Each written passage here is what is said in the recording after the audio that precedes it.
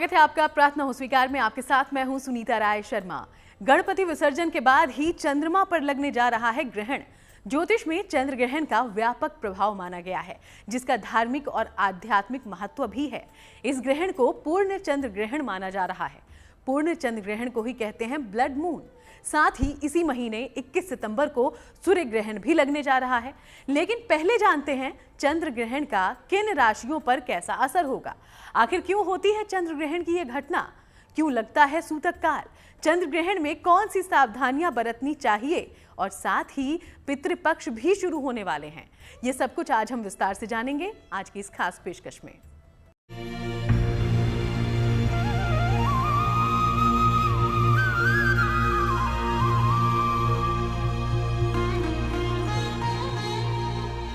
आज रात चांद पर लगने जा रहा है ग्रहण। साल का दूसरा चंद्र ग्रहण भारत में भी दिखेगा। माना जा रहा है ये ग्रहण कुंभ राशि और पूर्वा भाद्रपद नक्षत्र में लगने जा रहा है। क्योंकि ये पूर्ण चंद्र ग्रहण होगा, इसलिए इसका सूतक काल भी मान्य होगा। पौराणिक मान्यताओं में चंद्र ग्रहण को राहु केतु से जोड़ा जाता है। राहु केतु को छाया ग्रह माना जाता है। कथा है कि जब राहु केतु चंद्रमा को ग्रसित करने की कोशिश करते हैं, तब चंद्र ग्रहण की घटना होती है। चंद्र ग्रहण के समय सबसे अच्छा ये है कि आप चंद्रमा के बीज मंत्रों का जाप करें। चंद्र ग्रहण से जुड़ी हुई सबसे खास जानकारी तो ये है, जो लोग बाग ये है कि उसके ग्रहण का हमारे जीवन में, हमारे दैनिक जीवन में, हमारे शुभ कर्मों पे बाधा आती है। अगर हमने कुछ भी ऐसी त्रुटियां की तो उस दौरान उससे बचना चाहिए और भगवत भजन में रहना चाहिए। और सबसे अच्छा, आप गीता खोल लीजिए, कुछ भी नहीं आप भगवत नहीं पढ़ सकते, गीता उसके अध्याय का पाठ करिए। चंद्र ग्रहण को सौर मंडल की महत्वपूर्ण घटना माना जाता है। वैज्ञानिक नजरिए से देखें तो पूर्ण चंद्र ग्रहण को ब्लड मून भी कहते हैं। चलिए जानते हैं कैसे बनता है ब्लड मून। ये साल 2025 का पूर्ण चंद्र ग्रहण है। इसकी शुरुआत 7 सितंबर को हो रही है। 7 सितंबर की रात 8:58 पर चंद्र ग्रहण की शुरुआत होगी। ये पूर्णता पर रात्रि 11:41 पर होगा।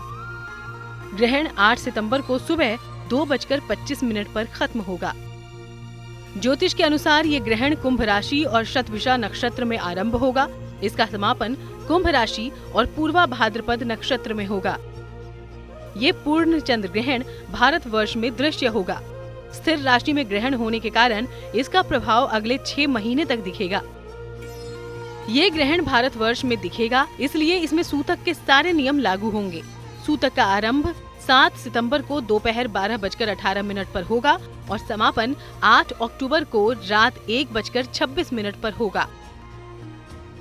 ब्लड मून को इसलिए ब्लड मून कहा जाता है, वैसे तो पूर्णिमा को पड़ता है, जब 2.5 साल में एक बार ऐसा आता है कि 1 महीने में 2 बार पूर्णिमा, तो जो दूसरी पूर्णिमा होती है उसी को ब्लड मून का। और ब्लड मून क्यों कहा जाता है, उसके पीछे का रीजन है कि सूर्य का ताप इतना तेज होता है कि उस दौरान जब चंद्रमा आते हैं बीच में, लालिमा धारण किए लेते हैं, उनका स्वरूप ऐसा होता है कि वो एकदम लाल दिखाई देते हैं सूर्य के ताप की वजह, सूर्य के किरणों की वजह से। इस वजह से उसको ब्लड मून कहा जाता है। अगर आसमान साफ रहा और रात बारिश न हुई तो साल का दूसरा चंद्र ग्रहण भारत में दिखेगा।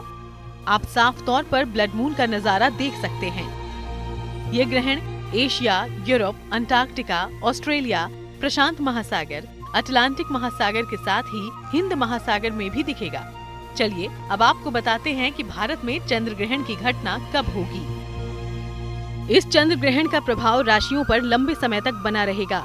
मिथुन, सिंह, तुला, मकर और कुंभ राशि पर इस ग्रहण का प्रभाव मध्यम नकारात्मक होगा। इनको अपने स्वास्थ्य और आर्थिक स्थिति का ध्यान देना होगा। कर्क, वृश्चिक और मीन राशि पर ग्रहण का प्रभाव सर्वाधिक नकारात्मक होगा। इनको अपने स्वास्थ्य, करियर और अपयश पर ध्यान देना होगा। मेष, वृषभ, कन्या और धनु राशि के लिए ग्रहण अनुकूल होगा। इनके तमाम रुके हुए काम पूरे होंगे, साथ ही जीवन में आकस्मिक सफलता की प्राप्ति होगी। तो इस दौरान आप कुछ भी कोशिश करें कि आप भगवत भजन करें और कोशिश करें कि विष्णु जी के शरण में जाएं और कोई भी अन्न जल ग्रहण ना करें। बहुत देर का नहीं है तो कोशिश करें कि आप कुछ भी अन्न जल ग्रहण करें। क्यों? क्योंकि उस समय किरणें के माध्यम से जो हमारे ब्रह्मांड के किरणों के वजह से वो दूषित हो जाती है। ज्योतिष के जानकार ये दावा कर रहे हैं कि ये चंद्र ग्रहण शनि की कुंभ राशि में लगने जा रहा है। माना जा रहा है कि इस ग्रहण का प्रभाव उन राशियों पर भी पड़ेगा जिन पर शनि की 7.5 चल रही है। तो चलिए अब जानते हैं वो 3 राशियां कौन सी है जिसका चंद्र ग्रहण पर सीधा असर होगा। इस समय शनि की 7.5 3 राशियों पर चल रही है, जिसमें मेष, कुंभ और मीन है। चंद्र ग्रहण के कारण मेष वालों को समस्याएं आ सकती हैं, खर्चे बढ़ सकते हैं। आर्थिक फैसला सोच समझ कर करें, जल्दबाजी में फैसला न लें, नहीं तो नुकसान होगा। कुंभ राशि वालों को किसी अपने से धोखा मिल सकता है, निवेश करने से नुकसान हो सकता है। नकारात्मक लोगों से दूरी बनाकर रखें। वहीं चंद्र ग्रहण के असर से मीन राशि वाले लाभ में रहेंगे। आर्थिक स्थिति बहुत अच्छी होगी। अगले 15 दिन बिजनेस में लाभ के योग बन रहे हैं। भारत में चंद्र ग्रहण दिखाई देगा और सूतक काल आरंभ हो चुका है। सूतक के समय किसी भी धार्मिक कार्य करने की मनाही होती है। साथ ही मंदिरों के कपाट भी बंद कर दिए जाते हैं। ज्योतिषी चंद्र ग्रहण को लेकर लोगों को सतर्क कर रहे हैं। ज्योतिष के बताए उपायों को अपनाकर आप ग्रहण के बुरे असर को काफी हद तक कम कर सकते हैं। तो चलिए अब जानते हैं कि चंद्र ग्रहण के दौरान आपको किस तरह की सावधानियों का ध्यान रखना चाहिए। जो नियम है वो बहुत से सामान्य है, कोई ऐसा कुछ बड़ा नियम नहीं। आप इसके लिए कोई पूजा विधान भी नहीं है। आप बस उसमें कोशिश करें कि जो हमारे तीनों ब्रह्मांड के देवता हैं या आपके जो भी इष्ट हैं उनकी पूजा करें। चंद्र ग्रहण के समय चंद्रमा के बीज मंत्रों का जाप करें और ये सारी चीजें करते हो। या आपको अपने इष्ट जिसको भी आपकी कुल देवी हैं, कुल देवता, उन्हीं का स्मरण करें, जिससे आपके ऊपर किसी भी तरह का ग्रहण का प्रभाव ना पड़े। इस काल में प्रयास करें कि आप कोई आहार ग्रहण न करें। जिस भी ईश्वर के स्वरूप की उपासना करते हो उनकी उपासना करें। इस समय में भगवान के नाम का भजन कीर्तन करें। ग्रहण काल के खत्म हो जाने के बाद संभव हो तो स्नान कर लें। हाथ पैर धोकर कुछ न कुछ चंद्रमा की वस्तु का दान करें। चावल, चीनी, दूध, नारियल और चांदी का दान शुभ होगा। गर्भवती महिलाओं को इस काल में श्री कृष्ण की उपासना करनी चाहिए। ग्रहण के नियम बीमार, वृद्ध और बच्चों पर लागू नहीं होते। आज से ही पितृपक्ष का आरंभ भी हो चुका है। सूतक लगने से पहले कई लोगों ने पितरों के निमित्त संस्कार किया होगा। आगे हम आपको बताएंगे कि क्या है पितृपक्ष की महिमा और श्राद्ध करते समय किन सावधानियों का करें पालन। आप कहीं मत जाइए, देखते रहिए प्रार्थना हो स्वीकार। तो अपने पितरों के प्रति कृतज्ञता व्यक्त करने का समय है पितृपक्ष। इन दिनों में हम अपने पूर्वजों के प्रति आभार जताते हैं, उनकी कृपा हासिल करते हैं। पितृपक्ष क्यों माना गया है इतना महत्वपूर्ण? अपने पूर्वजों को याद करने, उनका आशीर्वाद पाने के इन पावन दिनों की परंपरा आखिर क्या है? कैसे आप पा सकते हैं अपने पितरों की अनुकंपा? जानिए।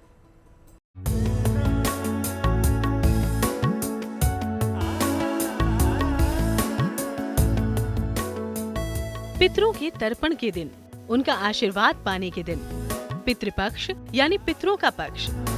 इस पक्ष में पूरी श्रद्धा से किया जाता है अर्पण और तर्पण।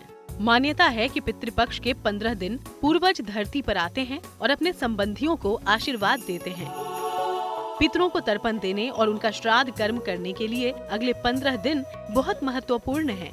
हमारे पौराणिक कथाओं में ऋग कहा जाता है और ये कई जगह वर्णन मिलता है कि ऋग्वेद के समय से और महाभारत के समय से पितृपक्ष और श्राद्ध की परंपरा चालू हुई और हमारे ऋषि मुनियों ने ये परंपरा चालू की।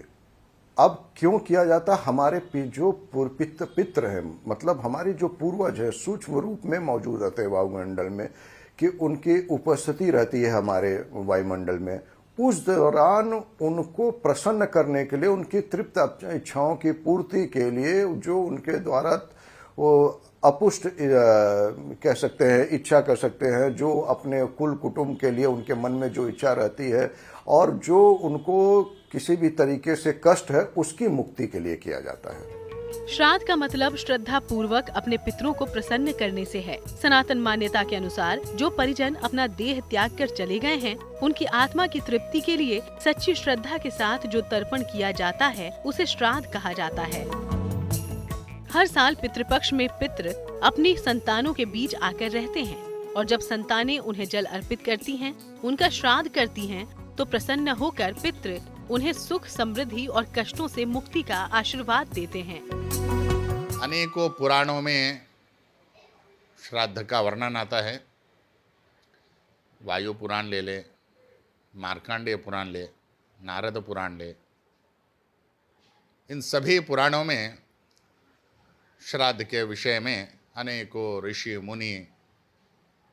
मुनियों ने इस पर चर्चाएं की हैं, विषय बताया है। श्रद्धा से आप जो भी समर्पित करें, वो समर्पण भाव होना चाहिए, वही श्राद्ध है। आश्विन कृष्ण पक्ष की प्रतिपदा तिथि से अमावस्या तक पितृपक्ष होता है। इसमें पूरे 15 दिनों तक अपने पूर्वजों को याद करते हैं, उनके द्वारा किए गए उपकारों के लिए उनका आभार व्यक्त करते हैं। इस पूरी अवधि में हम अपने खान पान, आचरण और व्यवहार में परिवर्तन करते हैं। ये समय पुण्य प्राप्त करने का होता है। हम अपनी तमाम समस्याओं का निवारण भी इस दौरान कर सकते हैं। नए और शुभ कार्य करने की वर्जना होती है। इस बार पितृपक्ष का समय 7 सितंबर से 21 सितंबर तक रहेगा। इन 15 दिनों को शास्त्रों में बेहद खास बताया गया है। जीवन में शांति और समृद्धि के लिए पितरों का तर्पण करना बहुत जरूरी होता है। ज्योतिषी मानते हैं कि पितरों की शांति और उनके आशीर्वाद से ही ईश्वरीय शक्ति आप पर असर दिखाती है। पितृपक्ष में के नियम है कि आप सात्विक भोजन करें। सबसे बड़ी चीज इस दौरान किसी भी तरह का मांस, मदिरा, ये सब चीजों का सेवन न करें। चाहे आपके पितर हो या न हो, तब भी, मतलब आपके माता पिता जीवित हैं तब भी ये सावधानियां हर किसी को बरतनी चाहिए। तो अपने पूर्वजों के बारे में सबको पता होता, अपने बाबा, अपने पिता, तो वो कोशिश करें वो बनाएं और उनको अर्पित करें जल के साथ। पितृपक्ष के कुछ नियम और कर्म भी हैं, जिनका ध्यान रखे बिना पितरों को तृप्त नहीं किया जा सकता। इसलिए आज हम आपको पितृपक्ष के सभी कर्मों के उत्तम नियमों के बारे में बताएंगे। पितृपक्ष में हम अपने पितरों को नियमित रूप से जल अर्पित करते हैं। ये जल दक्षिण दिशा की ओर मुंह करके दोपहर के समय दिया जाता है। जल में काला तिल मिलाया जाता है और हाथ में कुश रखा जाता है। पितृपक्ष में जिस दिन पूर्वज के देहांत की तिथि होती है, उस दिन अन्न और वस्त्र का दान किया जाता है और उसी तिथि को किसी निर्धन या ब्राह्मण को भोज भी करवाया जाता है। इसके बाद पितृपक्ष के कर्मों का समापन हो जाता है। प्राचीन काल से ही पितृपक्ष, जिसे महालय पक्ष कहते हैं, जब सूर्य कन्या राशि में प्रवेश कर जाते हैं तो वो महालय पक्ष हो जाता है, यानी पितृपक्ष हो जाता है। प्राचीन काल में ही अनेकों ऋषि मुनि, अनेकों राजा लोग अपने पितरों के प्रति समर्पण भाव हेतु पिंड प्रदान आदि कर्म किया करते थे, क्योंकि पितृपक्ष में पितृलोग सभी पिंड की कामना से गया तीर्थ या अपने अपने जहाँ स्थल हैं उनका वो घर आया करते हैं। अपने पुत्रों से, अपने परिवारों से कामना करते हैं कि हमारे लिए वो पिंडदान करे, तिलोदक तर्पण करे, जल दे। ये कामना से प्राचीन काल से ही ये पितृपक्ष की परंपरा का निर्वहन हमारे भारतीय संस्कृति में, सनातन संस्कृति में निरंतर ये हो रहा है। पितृपक्ष में दान पुण्य का भी विशेष महत्व है। इस दौरान निर्धन की यथाशक्ति मदद करने से पितृ प्रसन्न होते हैं और सुखद जीवन का आशीर्वाद देते हैं। तो पितृपक्ष में अपने पितरों को प्रसन्न करने के लिए हर संभव प्रयास करें। अगर पितृ प्रसन्न हो गए तो आपके जीवन में खुशियां ही खुशियां होंगी। आगे हम आपको बताएंगे पितृपक्ष की सावधानियां क्या हैं और कौन अपने पितरों के लिए जल अर्पण या श्राद्ध कर सकता है। तो पितृपक्ष में पिंडदान, तर्पण और ब्राह्मण भोज से तृप्त होते हैं पितृगण। कहते हैं इन दिनों में दिया गया जल सीधे आपके पितरों तक पहुंचता है। श्राद्ध और तर्पण से पितृ तो प्रसन्न होते ही हैं, इनकी कृपा से जीवन की तमाम परेशानियों का भी अंत हो जाता है।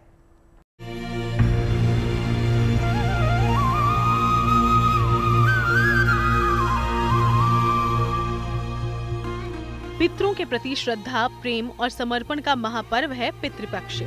पूर्वजों का स्मरण करके उनके प्रति कृतज्ञता और श्रद्धा प्रकट करने का पर्व है पितृपक्ष। श्राद्ध का पितरों से अटूट संबंध है। श्राद्ध के जरिए पितरों को आहार और तृप्ति मिलती है।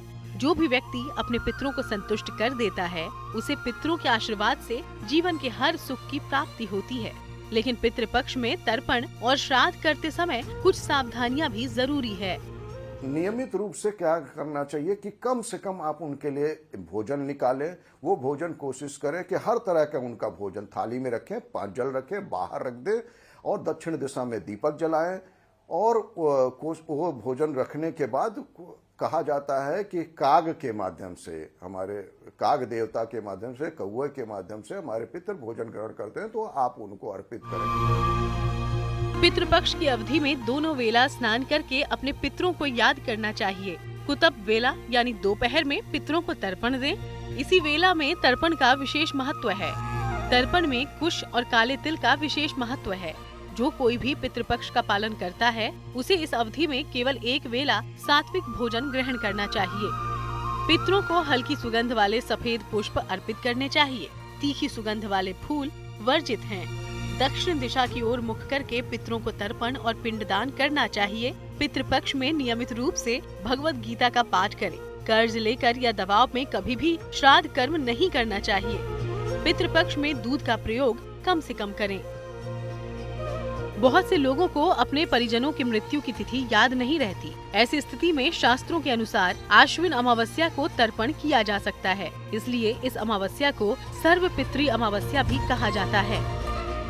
लेकिन पितरों को जल अर्पण करने और श्राद्ध करने का अधिकार परिवार के कौन से सदस्य को मिलता है, ये जानना भी जरूरी है।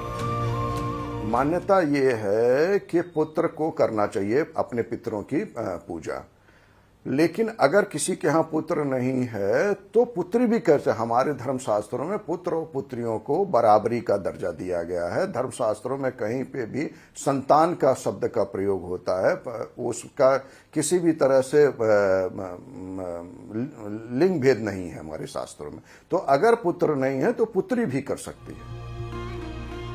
घर का वरिष्ठ पुरुष सदस्य नित्य तर्पण कर सकता है। अगर घर में वरिष्ठ पुरुष सदस्य न हो तो घर का कोई भी पुरुष तर्पण कर सकता है। पौत्र और नाती को भी तर्पण और श्राद्ध का अधिकार होता है। वर्तमान में स्त्रियां भी तर्पण और श्राद्ध कर सकती हैं, लेकिन पितृपक्ष की सावधानियों का ख्याल रखते हुए ही तर्पण करें।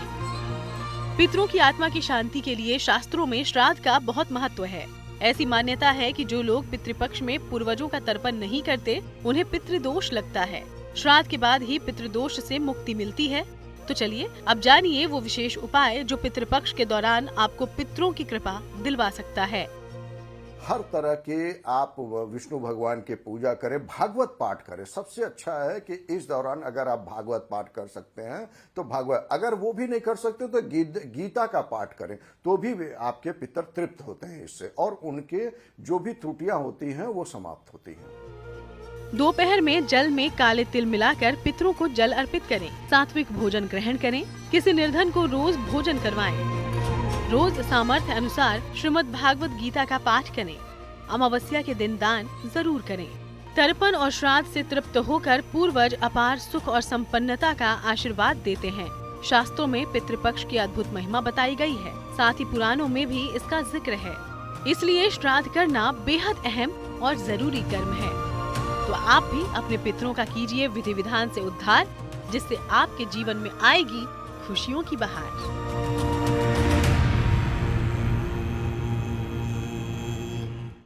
ईश्वर की कृपा आप पर यूं ही बनी रहे, इसी प्रार्थना के साथ हम लेंगे इजाजत। देश दुनिया की बाकी तमाम अच्छी खबरों के लिए आप बने रहिएगा GNT के साथ।